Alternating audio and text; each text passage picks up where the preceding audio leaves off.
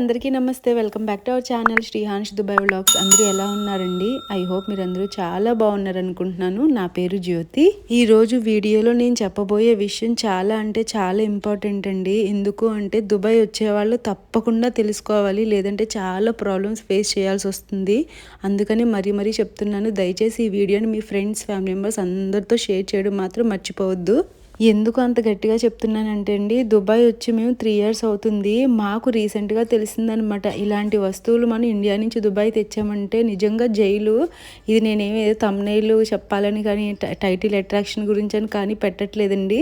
రియల్గా జరిగిన ఇన్సిడెంట్ మీతో షేర్ చేస్తాను. కొన్ని వస్తువులు ఉంటాయండి, అవి తేకూడదని చెప్పి మనకి ఎయిర్పోర్ట్లో కూడా ఎక్కడ మెన్షన్ చేయరు. అలాంటివి దుబాయ్లో ఉన్న వాళ్ళకి కూడా చాలామంది తెలియకపోవచ్చు. సో అందుకే తప్పకుండా మీ ఫ్రెండ్స్, ఫ్యామిలీ మెంబర్స్ అందరితో ఈ వీడియో షేర్ చేయడం మర్చిపోకండి. నేను లాస్ట్ వీడియోలో చెప్పాను కదండి, లగేజ్ ఎంత తెచ్చుకోవచ్చు ఏంటి అని చెప్పి. అయితే ఆ లగేజ్లో మనకు 2 రకాల లగేజ్ ఉంటుంది కదా. చెక్ ఇన్ లగేజ్ ఒకటి, క్యాబిన్ లగేజ్ ఒకటి.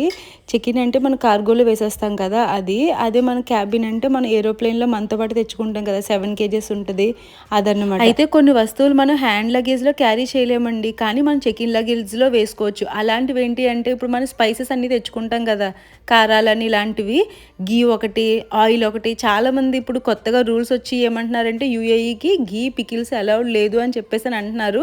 బట్ యాక్చువల్ ట్రూత్ ఏంటంటే, మనకి క్యాబిన్ లగేజ్లోకి అలౌడ్ లేదండి, చెక్ ఇన్ లగేజ్లోకి అలౌడ్ ఉంది. ఇప్పుడు నేను మీకు ఒక స్క్రీన్ చూపిస్తున్నాను కదా, అది ఎయిర్పోర్ట్లో ఉన్నదండి. ఏమేమి తెచ్చుకోకూడదు అక్కడ పెట్టారు కదా, అందులో మీకు స్పైసెస్ ఇవన్నీ స్టార్టింగ్ చూపించాను, అవన్నీ చెక్ ఇన్ లగేజ్లో వేసేసుకోవచ్చు. ఎందుకు అంత డ్యామ్ షూర్గా చెప్తున్నానంటే, నేను చాలా ఐటమ్స్ తెచ్చుకున్నానండి. నేను చూపిస్తాను నేను ఏం తెచ్చుకున్నానో కూడా.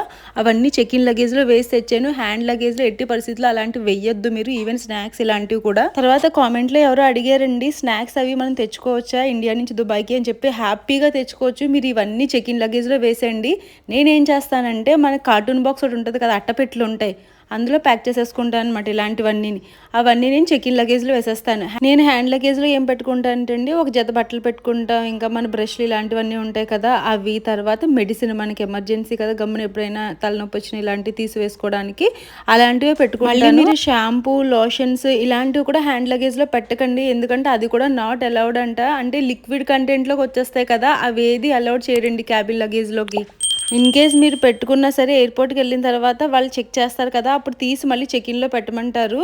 సో భయపడాల్సింది అయితే లేదు. కానీ ఇక్కడ మస్ట్ అండ్ షుడ్గా మీరు రిమైండ్ చేసుకోవాల్సిన విషయం ఏంటంటే, ఇండియా నుంచి దుబాయ్ వచ్చేటప్పుడు పాపీ సీడ్స్, అదే కస్కస్, మనం తెలుగులో గసగసాలు అంటాం కదా, గసగసాలు ఒకటి, తమలపాకులు ఒకటి, ఇంకా మనం ఆకు వక్క అంటాం కదండి, వక్క పొడి, ఇలాంటివి కానీ ఎట్టి పరిస్థితుల్లో క్యారీ చేయకండి. అన్నిటికన్నా డేంజరస్ గసగసాలు ఎందుకు డేంజరస్ అని చెప్తున్నానంటే, అవంట డ్రగ్స్లోకి వచ్చేస్తుందంట. అంటే గసగసాలు పొరపాటుని మీరు క్యారీ చేసినప్పుడు కానీ దొరికేమో, ఇంకా నెక్స్ట్ థాట్ ఉండదు, డైరెక్ట్ జైలుకేనండి. ఈ ఇన్సిడెంట్ రీసెంట్గానే ఒక ఆవిడ ఇండియా నుంచి అమెరికా వెళ్తూ వయా దుబాయ్ వెళ్ళిందంట. అంటే హాల్ట్ ఉంటుంది కదా, మధ్యలో లే ఓవర్ ఉంటుంది కదా, దుబాయ్లో ఉందంట. తనకి ఇంకా అసలు ఎంత చెప్పినా లేదు, ఇది మనకి ఏంటో స్పైసెస్లోకి వస్తాయి కదా గసగసాలు అంటే, మన స్పైసెస్ అని మనకు తెలుసు, అంటే మసాలా దినుసులనే తెలుసు. కానీ దుబాయ్లో చాలా పెద్ద క్రైమ్ అనమాట. ఇందాక నేను మీకు స్క్రీన్ షాట్స్ కూడా పెట్టాను చూడండి క్లియర్గా. అసలు ఎంత డేంజరస్ అంటే, కొన్ని అరబ్ కంట్రీస్లో అసలు నాట్ అలౌడ్ అంటే నాట్ అలౌడ్. దానికి జైలు లేదంటే ఫైన్, లక్షల్లో ఫైన్ ఉంటుందన్నమాట. So be careful when you are travelling. అలా అయితే దుబాయ్లో మీ గసగసాలు దొరకవా అంటే దొరకవండి. దుబాయ్లో మీరు ఏ spice store, India spicy stores చాలా ఉంటాయి, బట్ ఎక్కడ కూడా మన గసగసాలు అనేది దొరకదు. అలా అని పొరపాటున ఇక్కడ గసగసాలు దొరకట్లేదు కదా, ఇండియా నుంచి పౌడర్ చేసి తెచ్చుకున్నా కూడా డేంజరస్ అండి. అయితే కొంచెం మంది అంటారు, మేము మసాలా దినుసుల్లో కలిపి పౌడర్ చేసి తెచ్చేసుకుంటాం కదా, అన్ని మసాలాలు కలిపి అలా తెచ్చుకుంటే ఏం కాదా అని చెప్పి.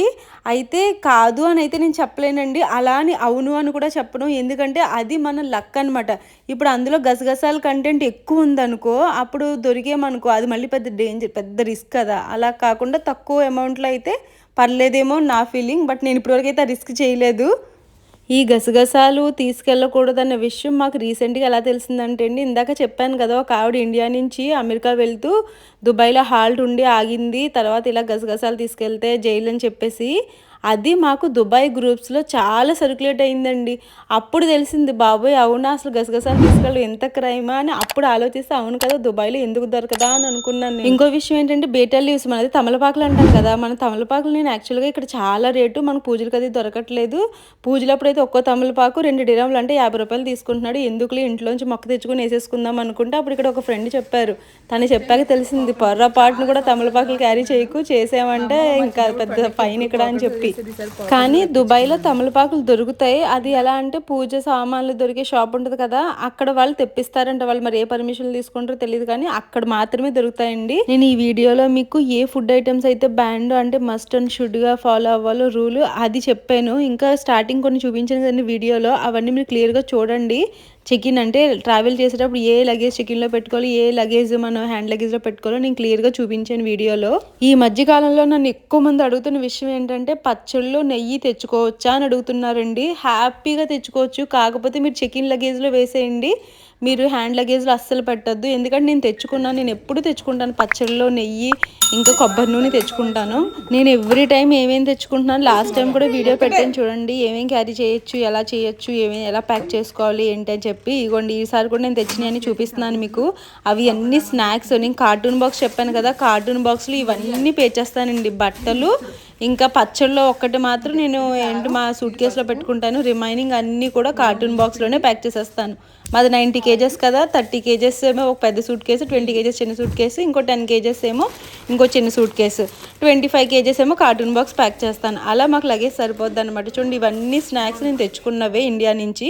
ఇగో పికిల్స్ కూడా తెచ్చుకున్నాను. పికిల్స్ ఎప్పుడు మీరు అలా ప్యాకింగ్ సీల్డ్ ప్యాక్లో చేస్తారనుకో మనకి ప్రాబ్లం ఉండదు అనమాట. డబ్బాల్లో వేసి ఎన్ని కవర్లు కట్టినా ఆయిల్ అది లీకేజ్ అయ్యే ప్రాబ్లం ఉంటుంది. ఈసారి నేను స్పెషల్గా ఏం తెచ్చుకున్నాను తెలుసండి, తాటి తాండ్ర రేగొడియాలు. మీలో ఎంతమందికి తాటి తాండ్ర తెలుసో కామెంట్ చేయండి. అలానే రేగొడియాలు ఫ్యాన్స్ అయినా లైక్ చేసి కామెంట్ చేయడం మాత్రం మర్చిపోవద్దు. నాకైతే చాలా ఇష్టం రెండు కూడా. తెచ్చుకున్నాను, మా కాకినాడలో బాగానే దొరుకుతాయిలేండి. ఇంకా అమ్మ చాలా పిండి వంటలు చేసిందండి. అది జంతుకులు, మిక్చర్, బూందీ లడ్డు ఇంకా ఇవన్నీ చేసింది. మా అమ్మమ్మ ఏమో పాకుండ్లు చల్లగుత్తు చేసిందండి. పాకుండ్లు ఎప్పుడో చిన్నప్పుడు తిన్నాం మేము. అంటే మాకు పండక్కి అమ్మమ్మ వాళ్ళ ఇంటికి వెళ్ళినప్పుడు పాకుండ్లు అరిసెలు ఇవన్నీ చేసేవారు అనమాట. నాకు అరిసెలు పెద్దగా తినేదాన్ని కాదు కానీ పాకుండ్లు బాగా ఇష్టంగా తినేదాన్ని. అవి తిని చాలా రోజులు అయిందంటే అమ్మమ్మ చేసిందనమాట. అయితే ఇక్కడ దుబాయ్ వచ్చిన తర్వాత మా ఫ్రెండ్స్కి పాకుండ్లు ఇవన్నీ కిందకి అందరూ ఫ్రెండ్స్ కలిసి తింటాం కదా తీసుకెళ్తే, అసలు పాకుండ్లు అంటే చాలా మందికి తెలియలేదండి.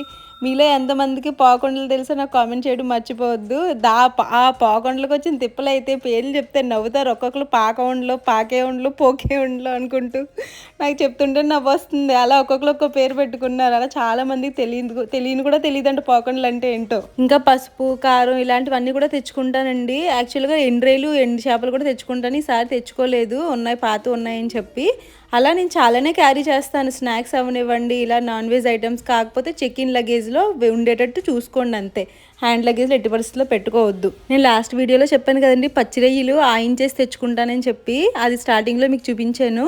అవి ఏం చేస్తానంటే వచ్చిన వెంటనే వండేస్తాను. యాక్చువల్గా మొన్న అప్పుడు వచ్చినప్పుడు ఏమైందంటే ఇంకా వచ్చి రాగానే మధ్యాహ్నం 2 అలా అయిపోయింది. ఇంకా పడుకుని పోయాను. లేచిన తర్వాత అప్పుడు అవన్నీ సర్దేసి, ఏవైతే సామాన్లు అన్నీ సర్దేసి అప్పుడు ఇంకా రాత్రి బయట తినేసి పడుకున్నాను. నెక్స్ట్ డే క్లీనింగ్ ఇవన్నీ చేసి అప్పుడు ఇంకా రొయ్యలు ఫ్రై చేసి నేను రసం పెట్టాను అనమాట. ఇంకా వచ్చిన రోజు ఇవన్నీ క్లీనింగ్ చేసేంత ఓపిక లేదండి. రాత్రి అంతా నిద్ర లేక మరుసటి రోజు చేశాను అనమాట. ఈ కర్టెన్స్ ఇవన్నీ క్లీన్ చేసేసుకున్నాను, చాలా రోజులు అయిందని చెప్పి. ఇంకా మీకు ఈ దుబాయ్ రిలేటెడ్ అంటే ఏ లగేజ్ క్యారీ చేయొచ్చు, ఏం చేయకూడదు, ఇంకేమన్నా డౌట్స్ ఉంటే నాకు కామెంట్ చేయండి. లేదంటే నాకు ఇన్స్టాగ్రామ్ పేజ్లో సపరేట్గా మెసేజ్ చేసినా ఓకే, నేను రిప్లై ఇస్తాను. ఇప్పటి వరకు నేను చెప్పినవి నాకు తెలిసిన విషయాలు మీ అందరితో షేర్ చేస్తున్నానండి. ఎందుకంటే ఇప్పుడు ఈ పాపీ సీడ్స్ అదే గసగసాలు ఇలాంటి ఉన్నాయి కదా, తమలపాకులు కానీ వక్క కానీ అలాంటివి క్యారీ చేయకూడదు అనే విషయం దుబాయ్లో 5-6 ఇయర్స్ నుంచి ఉంటున్న చాలా మందికి ఈ విషయం తెలియదంటండి. రీసెంట్ గానే తెలిసిందంట. అలా చాలా మందికి తెలియకపోవచ్చు కదండి. సో మన వీడియో ద్వారా నాకు తెలిసిన ఇన్ఫర్మేషన్ మీ అందరితో షేర్ చేస్తున్నాను. మీరు కూడా అలానే మీ ఫ్రెండ్స్, ఫ్యామిలీ మెంబర్స్ అందరితో ఈ వీడియో తప్పకుండా షేర్ చేయండి. నేను చేసిన రైలు అన్నాను కదా, ఇగో చూడండి ఎలా ఉన్నాయో, వాటిని ఫ్రై చేశాను. అవి మనకు 15 days వరకు ఏం పాడవు. కాకపోతే ఫ్రెష్ గా ఉన్నప్పుడు వండుకుంటే ఆ టేస్ట్ మాత్రం సూపర్గా ఉంటుందండి. ఈ ఫ్రైకి రసం పెట్టుకొని తింటే భలే ఉంటుందండి. ఒకసారి మీరు కూడా ట్రై చేయండి. ఇదండి ఈ రోజు వీడియో. ఐ హోప్ ఈ వీడియో మీ అందరికీ నచ్చింది అనుకుంటున్నాను. నచ్చితే తప్పకుండా మన ఛానల్ సపోర్ట్ చేయండి. కొత్తగా చూసేవాళ్ళు సబ్స్క్రైబ్ చేసుకోవడం మర్చిపోవద్దు. అలానే వీడియో నచ్చితే లైక్ చేయండి, కామెంట్ చేయండి. ఇంకా మీ ఫ్రెండ్స్, ఫ్యామిలీ మెంబర్స్ అందరితో షేర్ చేయండి. Thank you for watching. By by, take care. అలా మళ్ళీ ఇంకో వీడియోతో కలుద్దాం.